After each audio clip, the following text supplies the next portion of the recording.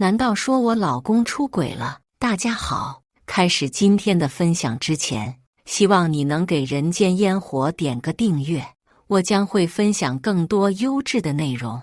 囡囡，你怎么不写作业啊？女儿咬着笔杆发呆，我好奇地询问：妈妈，什么是偷情啊？女儿的话让我吃惊不小。囡囡，你为什么会问这个问题？我紧张地盯着女儿的嘴。我听见爸爸在楼下和一个阿姨说他们俩在偷情。女儿天真地说：我如遭雷击，我和赵磊结婚10年，一直恩爱如初。当初赵磊还是我们学校的贫困生，我见他勤奋努力，特地让我爸资助他上学。后来实习，我又让他去我爸公司上班。赵磊很上进，并且从大3开始，他就疯狂地追求我。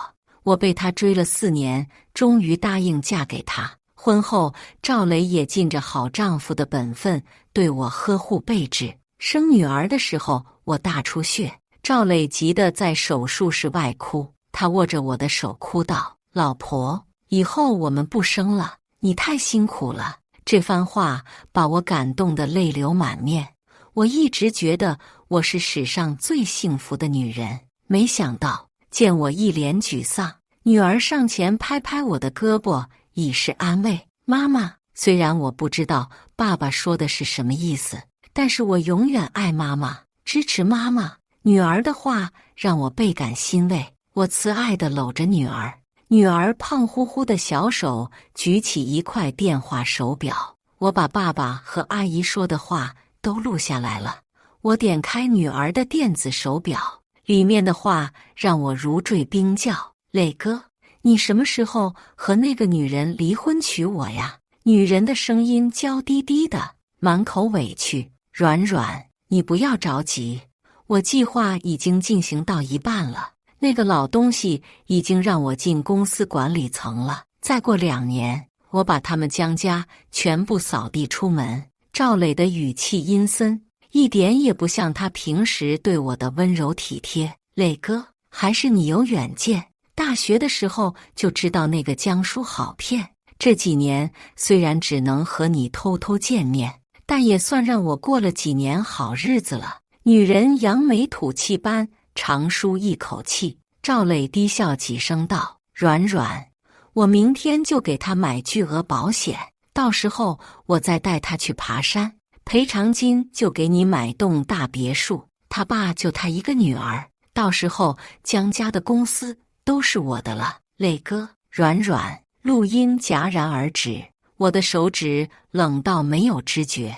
这个女人的声音我认出来了，是赵磊同一个农村的学妹。当时2人告诉我，整个大山就他们俩大学生，彼此知根知底，相互扶持。我和赵磊结婚也请了他，在工作上我也念着他和赵磊的同乡之情，对他百般照顾。没想到2个人暗度陈仓，早就想对我取而代之，甚至谋划着杀死我，夺取我家财产。不行，我不允许这件事情发生。我虽然很爱赵磊，但我也不是一个恋爱脑，更何况面对着想让我家破人亡的魔鬼。我不动声色地摸了摸女儿的头。宁宁，你最乖了，你会一直支持妈妈的，对吗？宁宁永远支持妈妈。晚上10点多，赵磊回了家，他像往常一样向我张开双手，想拥抱我。我冷着脸闪避了。老婆，你怎么了？赵磊张开的手僵在原地。我酝酿了一下情绪，坐在沙发上开始抽泣。老公，我爸爸的公司出了点事，有个供货商跑路了，公司资金链断了，差好几千万呢。怎么办？听了我的话，赵磊脸上的表情也僵住了。那爸爸有没有想到回笼的办法呢？赵磊小心翼翼地问我。我闻言哭得更大声了。这几年公司一直在亏本，本来就靠着这笔生意起死回生的，现在遭受这个打击，不知道爸爸能不能挺过来。老公，你会一直在我和爸爸身边的，对吗？我泪眼婆娑地看着赵磊，手上捏着几张数额巨大的经济纠纷的传票。赵磊视线移到我手中，愣了几秒，挂上了一副不自然的表情。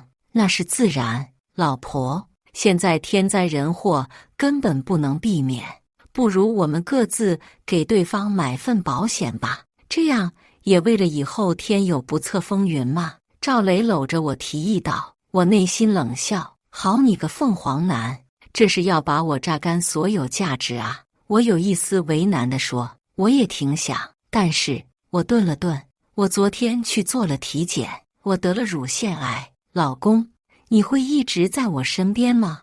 我面不改色地撒着谎，心里暗暗呸呸，百无禁忌，阿弥陀佛。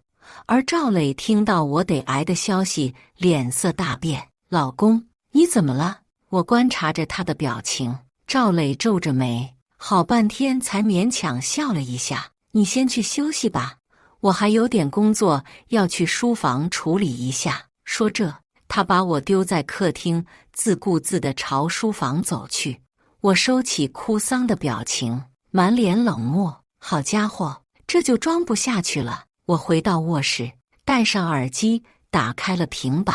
赵磊在书房打电话的声音一字不落地进了我的耳朵里。软软，那婆娘得了癌症，保险怕是买不成了，晦气的东西。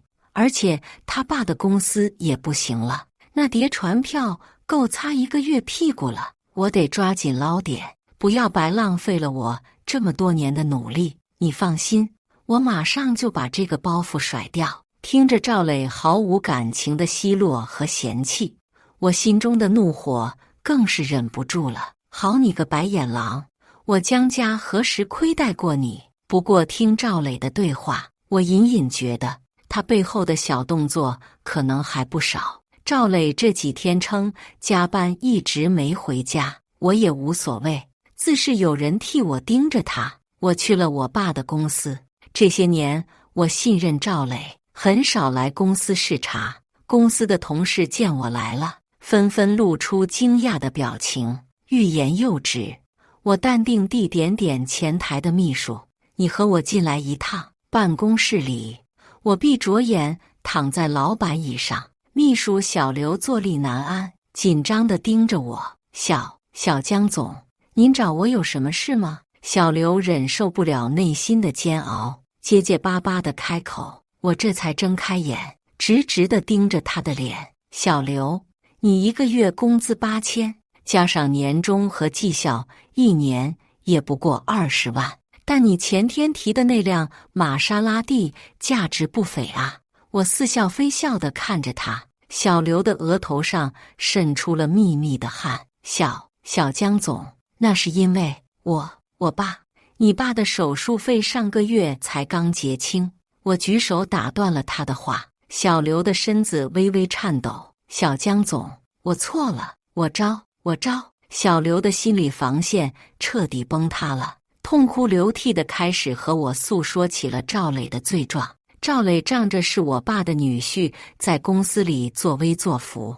他不仅挪用公款，大肆花销，派人做了假账，更是联合秘书小刘搭线我们家的对手公司，贩卖商业机密。小刘也是靠着赵磊给的辛苦费和封口费过着奢侈的生活。难怪我家最近的生意总有不顺。你好的计划被对手捷足先登，原来是出了内贼。我压抑住心中的愤怒，看着六神无主的小刘轻笑道：我可以给你将功补过的机会。交代完小刘，我出公司前撞见了徐软软。她已经不再像读书的时候那样是个唯唯诺诺的小白花了。现在的她名牌加身，妆容精致，活脱脱一个都市丽人。江叔，徐软软小小的吃惊了一下，但很快恢复了高傲的样子。小江总难得来公司啊，这是来交代遗言吗？徐软软的话让在场的同事都愣住了。徐软软平时对我毕恭毕敬，如今像小人得志一般对我出言不逊。我冷笑一声，直接一耳光打在了那张讨厌的脸上。你敢打我？徐软软捂着脸跳脚，她想反击，但我捏住她的手腕，又给她来了一下。徐软软被我打倒在地，头发散乱，精致全无。臭女人，你在嚣张什么？徐软软怒吼着。我冷哼道：我哪有你这么能忍呢？能做10几年小三舔狗也是不容易啊。徐软软没想到我会在大庭广众之下戳穿她，急了：江叔，你胡说什么？不要血口喷人。我胡说。我双手抱胸俯视着她。徐软软，你和我老公赵磊的龌龊事我全知道了。我的话瞬间让周围炸开了锅，公司的人开始议论纷纷。天哪，我就觉得这俩人不对劲。徐软软整天待在赵经理办公室不出来。还有啊，徐软软一直迟到早退，但是先进员工年年都有她，这算什么？我上次看见徐软软从赵经理车上下来，一脖子草莓印呢。听着周围的闲言碎语，徐软软脸红脖子粗的开始反驳：你们这是污蔑，小心我告你们！我拍了拍手，公司大堂的公告屏上开始滚动播放一段画面。赵磊和徐软软在车后座纵情欢愉，两人衣不蔽体，面色潮红，好不辣眼睛，一阵阵娇喘让徐软软颜面扫地。在一众鄙夷和嘲笑的眼神里，他跺了一脚，狠狠地瞪了我一眼：你给我等着！我目光如炬地盯着徐软软离开的背影，嘴角不自觉地勾起一丝弧度。赵磊，徐软软，别急，我们的好戏开始了。我接下来的计划会让你们万劫不复。回到家，赵磊双手插兜，冷冷地看着我。我昂着头与他对视。赵磊嗤笑一声：江叔，既然你都知道了，那我就和你摊牌了。反正你们家已经不行了，你也快死了，马上离婚吧！我毫不退缩。离婚可以，你马上从我爸公司滚出去，房子车子都是我的，女儿也归我。赵磊却哈哈大笑起来：江叔，你还没搞清楚状况，小刘已经告诉我了，你们家的公司马上就要完蛋了，你觉得我会稀罕？江宁那个赔钱货我更不会要。听到赵磊侮辱我的女儿，我再也端不住了，我一拳打在赵磊的鼻子上，赵磊的鼻血喷涌而出。妈的，你这个要死的女人，力气还那么大！赵磊捂着鼻子大骂：你出轨，侮辱我，我都可以忍，你再敢轻视我女儿半分，我就是死也要拉你垫背。许是我的眼神过于可怕，赵磊语气放缓：不和你这个疯女人一般见识，你这点小钱爷根本就不在乎，马上离婚，爷的大好前程不能被你拖累了，你们家的债务可别找上我。赵磊扔下一张离婚协议书就摔门出去了。我泄了气一般坐在沙发上，离婚对我来说可是一件好事，将来赵磊出事的大雷可别赖到我身上。我很快和赵磊离了婚，公司也将他除了名，而且赵磊立马跳槽到了我的对家公司做了副总。他开着跑车载着花枝招展的徐软软来到我面前：黄脸婆，你破产的日子不远了，你要是现在跪下来求我，我考虑给你个10万8万，让你填饱肚子。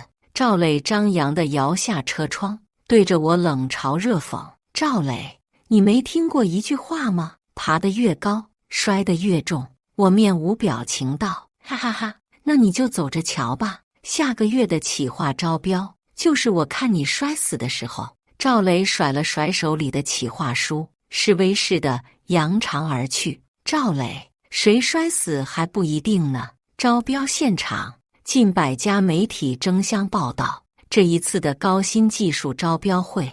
我们江家和赵磊跳槽的对手公司是竞争热门。我代表爸爸进入了会场，赵磊挽着徐软软在四下应酬，看见我来到，赵磊和徐软软统一对我投向了得瑟的目光。这不是小江总吗？怎么一个人孤零零的过来了？我前岳父呢？不会是焦虑到住院了吧？哦，对了，你的床位看好了吗？要不要我帮你啊？赵磊端着红酒杯踱到我面前。磊哥，你是不是还对他念念不忘呀？徐软软撅着嘴撒娇。赵磊连忙哄他：怎么会呢，宝贝，我们对落水狗也是要有怜悯之心的。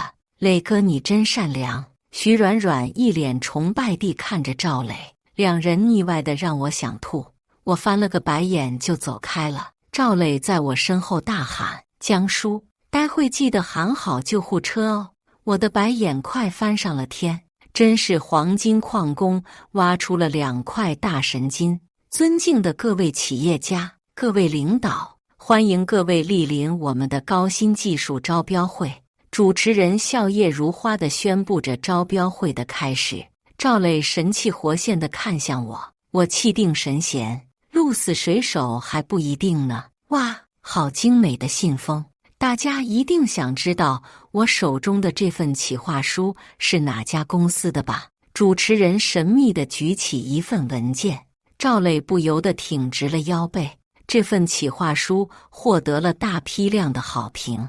它采用了最新的脑电波微感技术，让施语者能准确表达内心的真实想法，大大有效地改善我们当今社会的特殊人群的难题。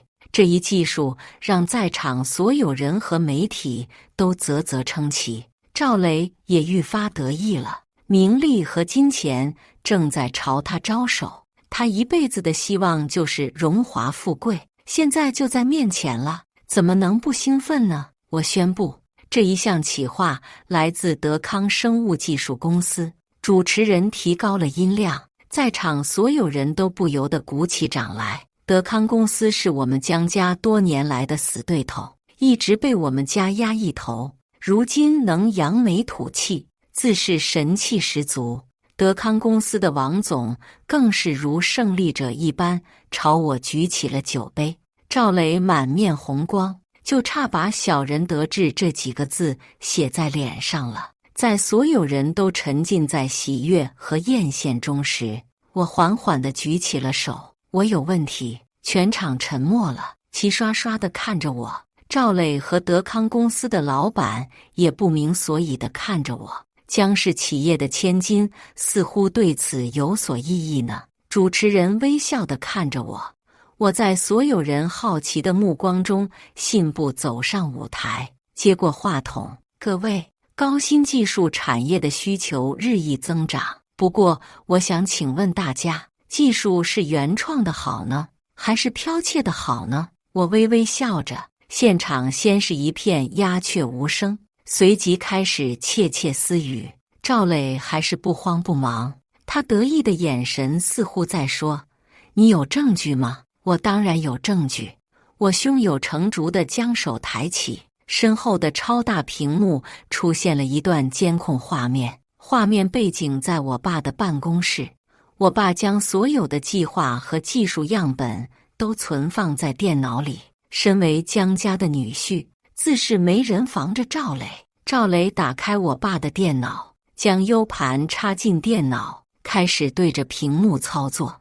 而进入这个硬盘的资料，这是这次德康公司提出的脑电波微感技术，铁证如山。赵磊剽窃商业机密卖给对手公司的事情昭然若揭。操，不可能！摄像头早被我毁了！赵磊不可置信地大叫着，随即他发现自己说错了话，立马捂住了嘴。你以为小刘还是你忠心耿耿的操盘手吗？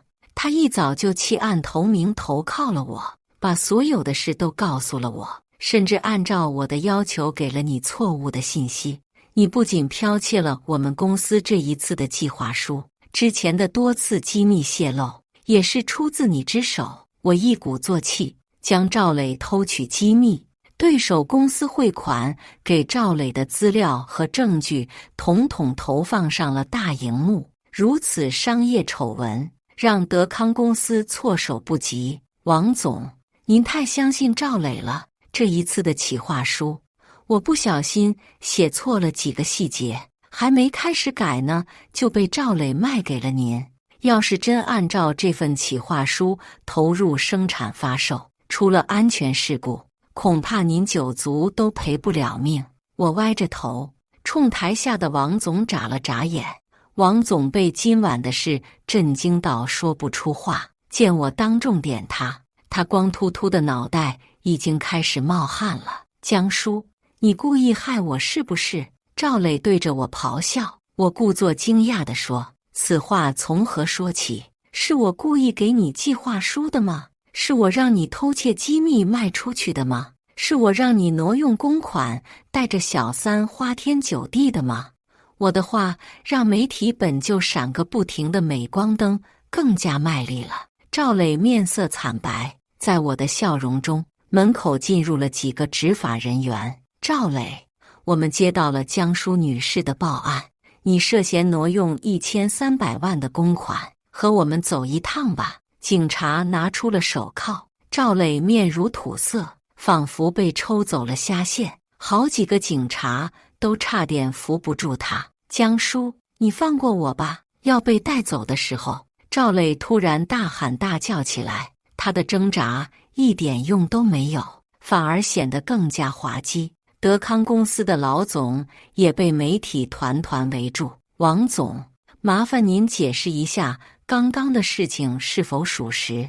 王总，这项丑闻会对您的公司产生什么影响？您考虑过吗？王总，您今后有什么打算？一个个话筒都快插到王总的嘴里了。他恼羞成怒，推开了记者，滚开！妈的那个死小子，敢坑老子！在无数的注视下，德康公司的代表都落荒而逃。此番局面，我甚是满意。各位，现在我要出示我们江氏集团的企划书——呼吸探测报警仪。招标大会上出的新闻席卷了整个商界，德康公司陷入了商业危机，我们江氏企业的生意蒸蒸日上。我爸爸对我的手段和气魄很是满意，我开始着手接管企业。赵磊因为泄露商业机密和挪用公款被依法批捕，我念在夫妻一场的份上，要求赵磊还清挪用的公款，就点到为止。盗窃机密的事情我也不追究，因为德康公司赔给了我们公司近1个亿的损失，而且我清楚地明白，比起坐牢，让赵磊过苦日子更让他难受，不然也不为了钱伪装那么多年。而且我更明白，德康公司不会轻易放过赵磊，要是赵磊坐了牢，我怎么看他被大王总狂虐呢？赵磊为了补上1000多万，准备把自己名下偷偷买的房子卖掉套现，但他卖房的时候发现房子已经被法院冻结了。我早就发现他买房投资想积累财富的算盘了。私家侦探将赵磊背后的小动作查得一干二净，而我向法院提交了房屋购买的资金来源，认定这几所房屋是赵磊瞒着我那公司的钱偷偷购买的。赵磊傻眼了，为了不坐牢，他只好将私下买给徐软软的房子、车子通通脱手，就连徐软软的名牌包包也一一出售。赵磊的爹妈这些年因为我的照顾也是鸡犬升天，过了几年城里人的好日子，而如今70多岁的人了，为了替儿子还债，那套高级大平层也不得不忍痛割爱。二老搬回农村，临走前，赵磊爸妈来到我家跪着求我，我并不心疼他们。我永远忘不了当初我刚生完女儿，这对老夫妻嫌弃丑恶的嘴脸。所有的一切都是赵家自作自受。赵磊东拼西借，好不容易凑齐了欠款，但他债台高筑，下半辈子都要打工还债。我并不打算就此放过他们。在赵磊还清公款的时候，我一纸诉状要求徐软软归还赵磊挪用夫妻共同财产给他买的财物。我的一系列穷追猛打，让赵磊和徐软软彻底崩溃。小叔，我们这么多年感情，你舍得对我赶尽杀绝吗？赵磊跪在我家门口，痛哭流涕地哀求我。我冷漠地回绝了。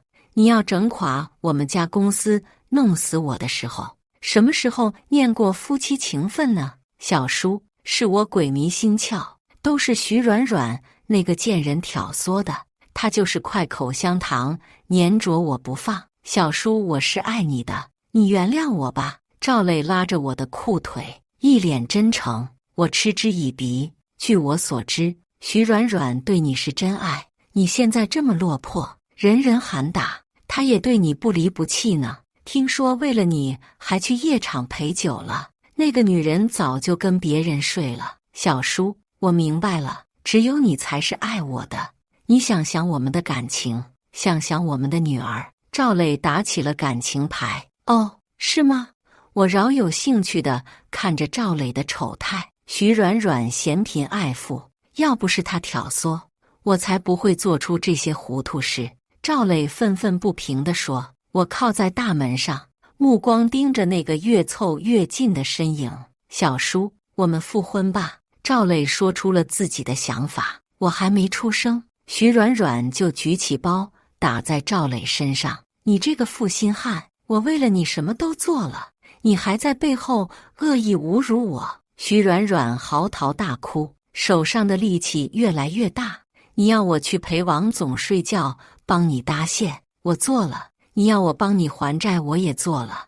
你现在说没钱，我就去夜场卖笑。你居然是这么侮辱我的！徐软软情绪激动，不停地打着赵磊。赵磊原本还挺心虚，但徐软软一点也没停手的迹象，他也怒了。打够了吗？要不是你，我现在还过着锦衣玉食的生活。赵磊抓住徐软软的手腕，一把把她推倒在地。赵磊，你还敢打我？我一辈子都被你毁了，我和你同归于尽。徐软软气急败坏地爬起来，又和赵磊扭打起来。虽然很精彩，但实在是太丢脸了。我连忙呼叫了保安。保安看见这一对男女也十分头大，他们拿着防爆叉将二人插了出去。疯狗！我暗自吐槽。我的生活渐渐走上了正轨。可我还是低估了豺狼的野心。妈妈，我在小公园的池塘边，你快来找我。女儿的电话手表给我发来了这段消息，我心里一咯噔，连忙给女儿打去了电话，但电话一直无人接听。